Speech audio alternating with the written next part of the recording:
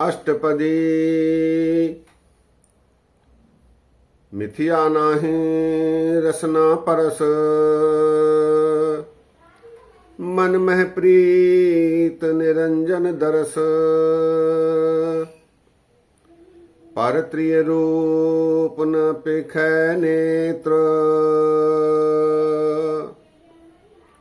साध की टहल संत संग हेत। करन न सुने काहू की निंदा, सब ते जाने आपस को मंदा। गुर प्रसाद बिखिया पर हरै, मन की बासना मन ते टरै। इंद्री जित पंच दोख ते रहत, नानक कोट मधे को ऐसा अपरस। सत्कार योग सत्संग योग। वाहगुरु जी का खालसा, वाहगुरु जी की फतेह।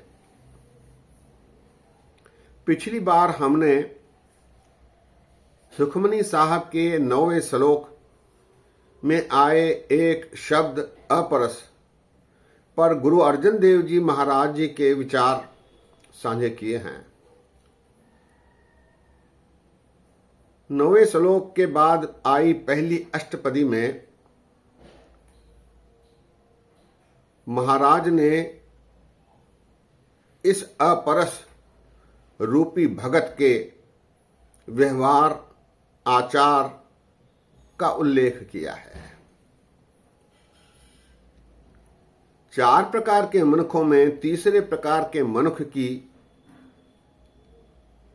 व्याख्या महाराज ने इस अष्टपदी में की है, जिसे महाराज ने अपरस नाम से संबोधित किया है। ऐसा भगत जो परमात्मा के दर तक पहुंचा है, उसका व्यवहार कैसे होता है संसार में, इसका उल्लेख महाराज ने इन 10 पंक्तियों में किया है। मिथिया नाही रसना परस,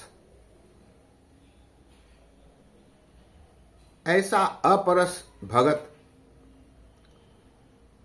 इसकी जिह्वा को झूठ छू भी नहीं पाता, वो कभी झूठ नहीं बोलता। मिथिया नाही रसना परस, उसकी जिह्वा को झूठ छू तक नहीं पाता, वो सदैव सच बोलता है। मिथिया नाही रसना परस, रसना अर्थात जिह्वा। मन में प्रीत निरंजन दरस, ऐसा भगत अपने मन में प्रभु के प्रति सदैव प्रीति बनाए रखता है, प्रेम बनाए रखता है। साच कहो सुन ले हो सभै, जिन प्रेम कियो तिन ही प्रभु पायो। गुरु गोविंद सिंह। मन में प्रीति निरंजन दरस, मन में प्रभु के प्रति उसकी प्रीति बनी रहती है और सदैव वो परमात्मा के दर्शन करता रहता है। निरंजन दर्श, निरंजन अर्थात परमात्मा। निरंजन, निर प्लस अंजन, अंजन कहते हैं काजल को। निरंजन अर्थात काला नहीं, सदैव उजला। परमात्मा सदैव उजला रहता है। परमात्मा को निरंजन नाम से भी संबोधित किया जाता है।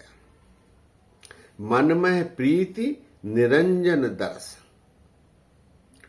पर त्रिय रूप न पेखै नेत्र, ऐसा भगत पराई स्त्रियों को, पर नारी को देखना भी पसंद नहीं करता। पर त्रिय रूप न पेखै नेत्र, उसके नेत्र पराई स्त्रियों को नहीं देखते। पर त्रिय, त्रिय अर्थात महिला। पर त्रिय रूप न पेखै नेत्र, उसकी आंखें इससे अनजान बनी रहती हैं।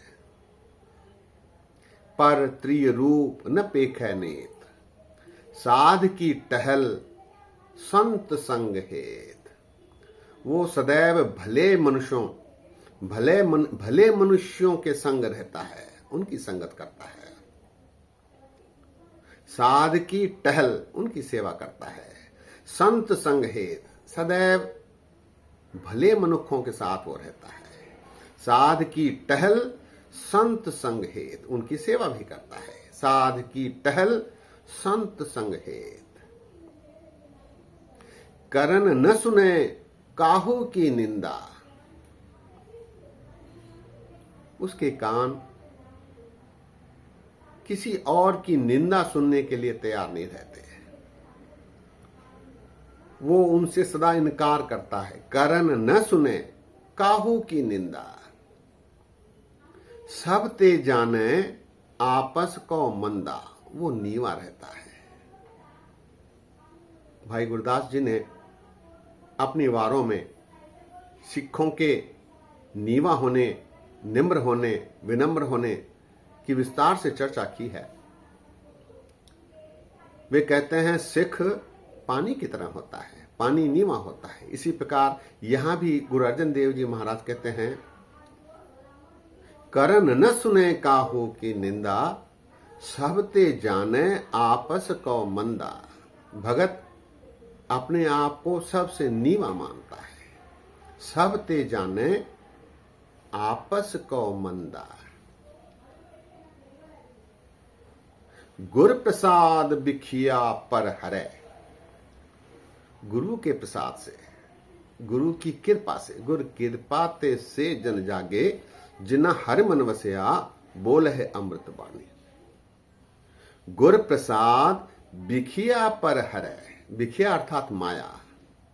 माया एक समूह है 5 काम, क्रोध, लोभ, मोह और अहंकार का। इस माया से वो गुरु की कृपा से दूर रहता है। पर हरे अर्थात दूर रहना। गुर प्रसाद बिखिया पर हरे, मन की वासना मन ते टरे। मन में जो वासनाएं होती हैं वो उन्हें दूर कर देता है। भगत ऐसा होता है। मन की वासना, वासना अर्थात वासना, वासना अर्थात विकार, बुराइयां। मन की वासना मन ते टरे। अंतिम 2 पंक्तियों में महाराज कहते हैं, इंद्री जित पंच दोख ते रहत। ऐसा भगत अपने इंद्रियों को अपने काबू में रखता है, अपने वश में रखता है, उन पर जीत हासिल करता है, उन पर विजय पाता है। इंद्री जित, जिसके परिणाम स्वरूप ये 5 दोखी जो होते हैं माया के ड्राइवर, वो उससे दूर हो जाते हैं। इंद्री जित पंच दोख ते रहत। पंच दोख अर्थात काम, क्रोध, लोभ, मोह और अहंकार। इनसे फिर वो बचा रहता है, क्योंकि उसने अपने इंद्रियों को अपने वश में रखा है। प्रभु की कृपा से, गुरु की कृपा से इंद्री जित पंच दोख ते रहत। नानक कोट मधे को ऐसा अपरस। करोड़ों में कोई ऐसा भगत होता है। भक्तों की भीड़ नहीं होती, भीड़ में भगत नहीं होते। नानक कोट मधे को ऐसा अपरस। करोड़ों में कोई ऐसा भगत होता है। अष्टपदी एक बार फिर। मिथिया नाही रसना परस, मन मह प्रीत निरंजन दरस। पर त्रिरूप न पेखै नेत्र, साध की टहल संत संग हेत। करन न सुने काहू की निंदा, सब ते जाने आपस को मंदा। गुर प्रसाद बिखिया पर हरै, मन की वासना मन ते टरै। इंद्री जित पंच दोख ते रहत, नानक कोट मधे को ऐसा अपरस। सत्संगियों, सच्चे भगत की पहचान गुरु अर्जन देव जी महाराज ने इस अष्टपदी के माध्यम से कराई है। सत्संगियों, ऐसा बनने के लिए मनुष्य को प्रयत्नशील रहना होगा। परमात्मा से जुड़ने के लिए इन सभी कार्यों पर विजय पानी होगी जो इस भगत ने पाई है। तभी यह लोक सुखिए परलोक सुहेले, नानक हर प्रभ आपह मिलने वाली परिस्थिति मनुष्य की बन सकती है। गुरु महाराज ने हमारे आगे आदर्श प्रस्तुत किया है। ये पढ़ने के लिए नहीं, सुनने के लिए नहीं, करने के लिए है। आज यही विश्राम है। बोलते समय गलतियां हुई हैं, दास को अनजान जानकर क्षमा बख्शो। फतेह गजाओ। वाह गुरु जी का खालसा, वाह गुरु जी की फतेह।